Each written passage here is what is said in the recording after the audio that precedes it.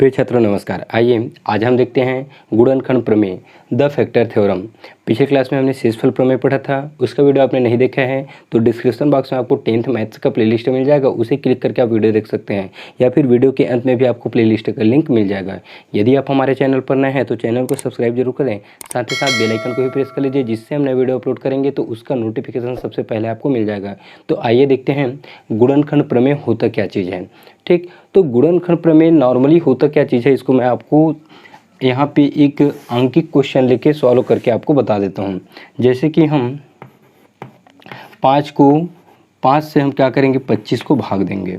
5 से हम क्या करेंगे, 25 को भाग देंगे तो कितने बार में जाएगा, 5 पंचे 25 जाएगा। ठीक, ये 25, तो ये आंसर क्या मिला हमें, 0 मिला। क्या मिला आंसर, 0। अब 25 को क्या कहेंगे, हम भाज्य कहेंगे। ठीक, और ये क्या है, हमारा भाजक है। ठीक, और ये क्या है, हमारा भागफल है, और ये नीचे वाला है शेषफल। ठीक, तो गुणनखंड प्रमेय होता क्या चीज़ है, जब हम भाज्य को भाजक से भाग देते हैं, जब हम भाज्य को भाजक से भाग देते हैं तो शेषफल 0 आता है। क्या आता है, शेषफल 0 आता है। तो भाज्य भाजक का एक गुणनखंड होता है। ठीक, समझ आया आपको। ठीक, देखिए इस अंकित क्वेश्चन से गुणनखंड प्रमेय होता क्या चीज़ है। ठीक, ये है हमारा भाज्य, ये है हमारा भाजक। जब भाज्य को भाजक से भाग दिया जाता है तो शेषफल 0 प्राप्त होता है। क्या प्राप्त होता है, 0। जब भाज्य को भाजक से भाग दिया जाता है तो शेषफल 0 प्राप्त होता है, तब भाज्य भाजक का एक गुणनखंड होता है। क्या होता है, भाज्य भाजक का एक गुणनखंड होता है। ठीक, यदि हम इसको हल भी करना चाहें तो सूत्र क्या होता है, भाज्य अर्थात क्या होगा, 25, और भाज्य बराबर क्या होता है, भाजक गुणा भागफल, मतलब भाजक यहाँ पे 5 है और भागफल क्या है, 5 है, प्लस शेषफल मतलब 0, तो ये कितना हुआ, 25। ये कितना हुआ, 25। तब यहाँ पे लगता है गुणनखंड प्रमेय। समझ आया, मतलब दोनों आपस में इक्वल होते हैं। ठीक, अब चलिए देखते हैं इसका कथन क्या है। ठीक, कथन के माध्यम से देखेंगे, जो मैं आपको बताया हूँ वही कथन में भी लिखाया हुआ है। तो इसको स्टार्टिंग से देखिए, इसमें 2 कथन हैं, एक है आपका ये और एक है आपका ये। तो दोनों में से किसी भी एक कथन को आप लिख सकते हैं। तो पहला कथन देखिए, यदि x बराबर a बहुपद f(x) का एक ऐसा शून्यक है। यहाँ पे हमें शून्यक मिल गए हैं, तो शून्यक क्या होता है, मैं इस कथन को बताने के बाद आपको शून्यक के बारे में भी बता दूंगा। ठीक है, तो बहुपद f(x) का एक ऐसा शून्यक है जिसके लिए शेषफल fa बराबर 0, शेषफल मतलब 0 होना चाहिए। ठीक, शेषफल 0, तब x माइनस ए क्या चीज़ है, यहाँ पे ये भाजक है, और f(x) क्या चीज़ है, ये भाज्य है। तब x माइनस ए f(x) का एक गुणनखंड होता है। ठीक, शेषफल हमें 0 मिला, तब ये भाज्य का एक गुणनखंड होता है। ठीक, अब दूसरा इसका कथन देखिए, बहुपद f(x) को x माइनस ए से भाग देने पर बहुपद f(x) मतलब यहाँ पे ये f(x) होगा और यहाँ पे होगा x माइनस ए। ठीक, बहुपद f(x) को x माइनस ए से भाग देने पर शेषफल 0 आता है, तब x माइनस ए f(x) का एक गुणनखंड होता है। बहुत ही आसान है इसका प्रमेय। ठीक, क्या है, एक बार सुनेंगे। बहुपद f(x) को x माइनस ए से भाग देने पर शेषफल 0 होता है, तब x माइनस ए f(x) का एक गुणनखंड होता है। ठीक, तो ये वाला दूसरा वाला स्टेटमेंट लिखेंगे आप इस कथन को, ये बहुत ही आसान है। ठीक, अब शून्यक क्या होता है, जैसे कि हमको कुछ भी समीकरण दे देते हैं, मान लीजिए। ठीक, f(x) मतलब मान लीजिए कोई भी हमको बहुपद दे देते हैं, तो बहुपद हमें मान लीजिए दे देते हैं x+2 देते हैं। क्या देते हैं, x+2। तो x का वैल्यू हम वह वैल्यू रखेंगे कि ये हमें 0 मिलना चाहिए। जैसे मैं x = 2 रख दिया। ठीक, तो x = 2 रखूँगा तो ये क्या होगा, f2 होगा, तो ये 2 + 2 होगा, मतलब ये कितना होगा, 4 होगा। ठीक, अब 2 में ये आंसर 0 नहीं मिला हमें। ठीक, मतलब शेषफल 0 नहीं आया, तो 2 के जगह मैं -2 रख सकता हूँ। तो x बराबर मैं -2 रख के देखूँगा, तो x बराबर -2 रखूँगा तो ये मिलेगा मुझे x बराबर -2 + 2 और ये 0। तो इसका शून्यक क्या होगा, ये -2 होगा। समझ आया? मतलब एफ एक्स बराबर ए रखने पर ए मतलब हो सकता है वह वास्तविक संख्या, तो एक्स बराबर ए रखने पर शेषफल शून्य होता है, तो ए को ही कहते हैं हम शून्यक। ठीक, तो यहाँ पे हम ए की जगह क्या रखें -2, तो इस बहुपद का शून्यक क्या होगा -2 होगा। समझ आया आपको? शून्यक उसे कहते हैं उस मान को रखने पर शेषफल शून्य मिलना चाहिए। ठीक, तो ये हम प्रमेय पढ़ लिए। अब इस प्रमेय को क्या करेंगे, हम प्रूफ करेंगे, मतलब इस प्रमेय की उपपत्ति करेंगे। ठीक, तो चलिए स्टार्ट करते हैं। ठीक, तो चलिए उपपत्ति कर लेते हैं हम इसका। उपपत्ति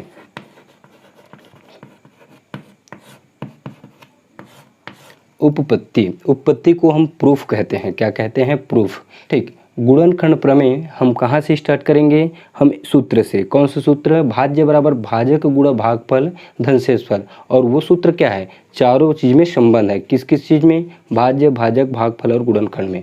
ठीक, तो हम सूत्र को लिखेंगे स्टार्टिंग से। तो भाज्य बराबर क्या होता है? भाज्य बराबर होता है भाजक गुणा भागफल, भाजक गुणा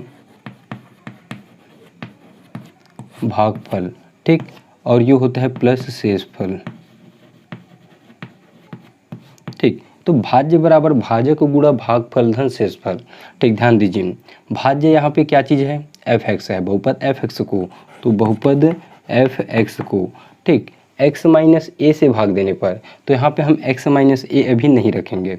ठीक, तो अभी हम यहाँ पे रखेंगे। ठीक, मैं पिछले क्लास में आपको बताया था भाज्य को क्या कहते हैं हम? भाज्य को कहते हैं पी एक्स। ठीक, और भाजक को कहते हैं जी एक्स। ठीक, भागफल को कहते हैं क्यू एक्स, और शेषफल को कहते हैं आर एक्स। ठीक, ये चारों आप याद रखेंगे। भाज्य मतलब पी एक्स है, तो पी एक्स की जगह हम यहाँ पे एफ एक्स लिए हैं। भाजक की जगह क्या रखेंगे? जी एक्स रखेंगे, तो ये होगा जी एक्स गुणा भागफल की जगह रखेंगे हम क्यू एक्स, तो ये क्यू एक्स। ठीक, शेषफल की जगह रखेंगे हम आर एक्स। ठीक, अब इसके बाद हम शेषफल प्रमेय का उपयोग करेंगे। तो शेषफल प्रमेय से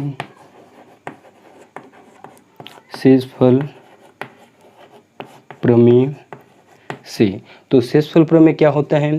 शेषफल प्रमेय ये होता है, जब बहुपद एफ एक्स को एक्स माइनस ए से भाग दिया जाता है तो शेषफल हमें एफ ए प्राप्त होता है। तो शेषफल क्या प्राप्त होता है हमें? F A. तो बहुपद होता है एफ एक्स, और एफ एक्स को एक्स माइनस ए से भाग दिया जाता है, तो एक्स माइनस ए को क्या कहते हैं हम?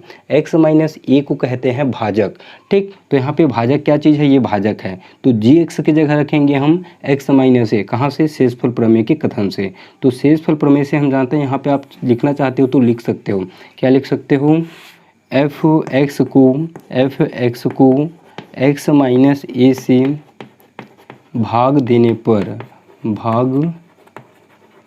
पर शेषफल एफ ए होता है।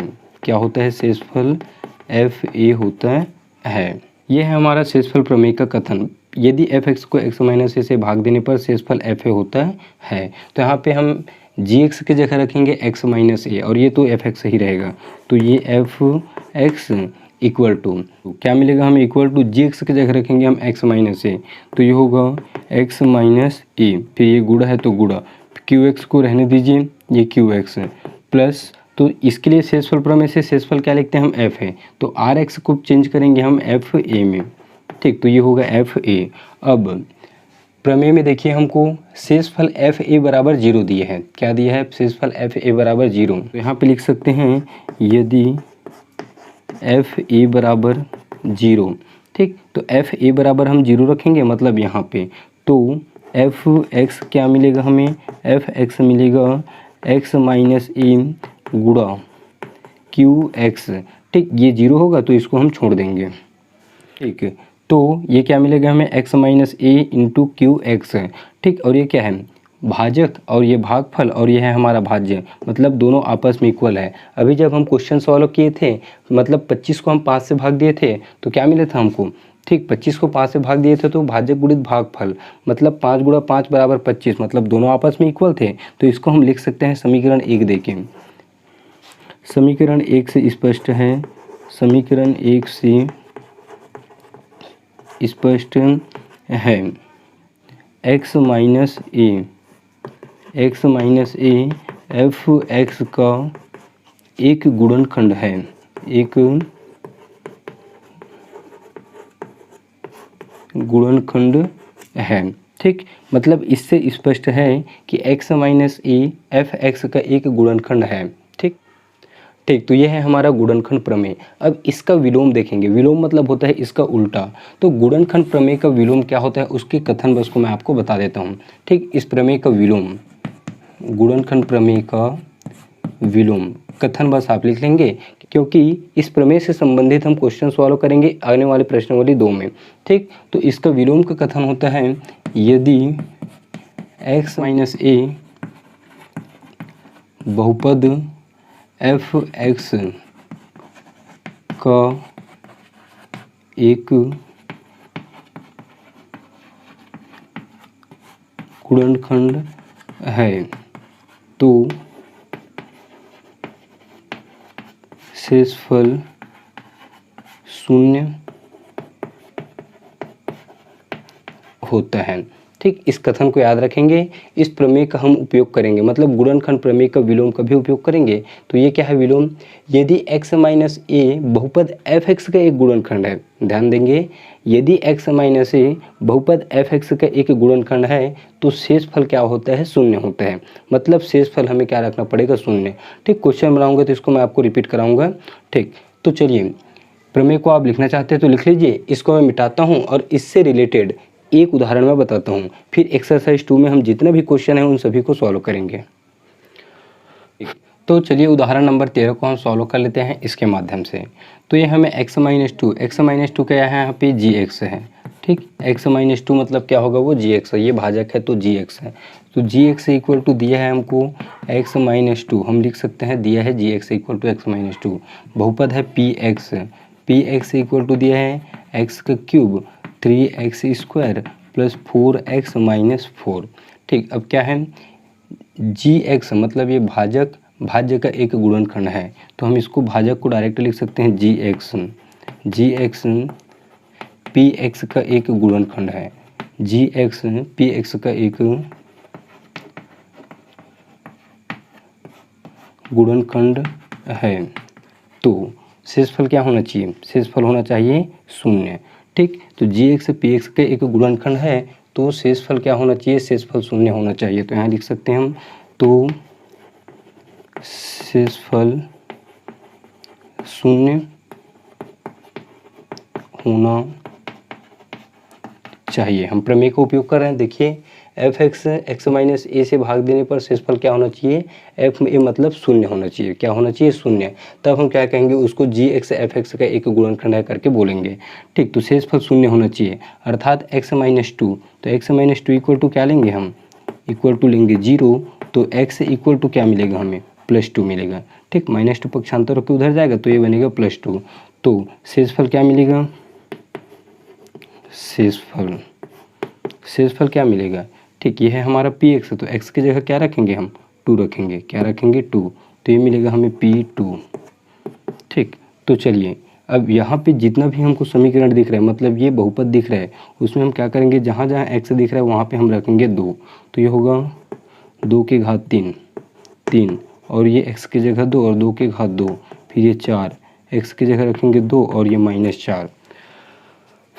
ठीक, जहाँ जहाँ पे x था वहाँ वहाँ पे हम क्या रखें, 2। तो ये 2 का घात 3 और ये 2 की घात 2 और ये 2। ठीक, और ये -4। हल करिए इसको, 2 का 3 बार गुणा, 2 दूनी 4, 4 दूनी 8, 2 का 2 बार गुणा तो 2 दूनी 4 और 4 तिया कितना होगा, 12 होगा। ठीक, और ये 4 दूनी 8 और ये -4। हल करिए, प्लस और प्लस को जोड़िए तो 8 और 8 कितना होगा, 16 होगा। दोनों माइनस को जोड़ दीजिए तो 12 और 4 कितना होगा, 16। कटेगा तो कितना आएगा, 0 आएगा। तो ये 0 मिल गया। तो 0 मिल गया तो हम लास्ट में फिर एक लाइन लिख सकते हैं, अतः इसी को फिर लिख सकते हैं, अतः gx px का एक गुणनखंड है। यदि 0 नहीं आता तो gx px का गुणनखंड नहीं रहता। ठीक, अतः gx, ठीक, gx मतलब x माइनस 2 लिख सकते हैं, gx माइनस 2 px का एक गुणनखंड है, एक गुणनखंड है। ठीक, तो इस तरह से इस प्रमेय की सहायता से एक उदाहरण हम यहाँ पे हल कर लिए। तो ठीक, तो इसी उदाहरण के साथ हम आज की क्लास को कंप्लीट करते हैं और नेक्स्ट क्लास में देखेंगे हम आगे के एक्सरसाइज को, अर्थात प्रश्नावली 2 को। ठीक, तो वीडियो आपको अच्छा लगा है तो लाइक कीजिए और कमेंट करके मुझे ज़रूर बताएं और अपने फ्रेंड लोगों को शेयर भी ज़रूर करें। फिर मिलते हैं नेक्स्ट क्लास में।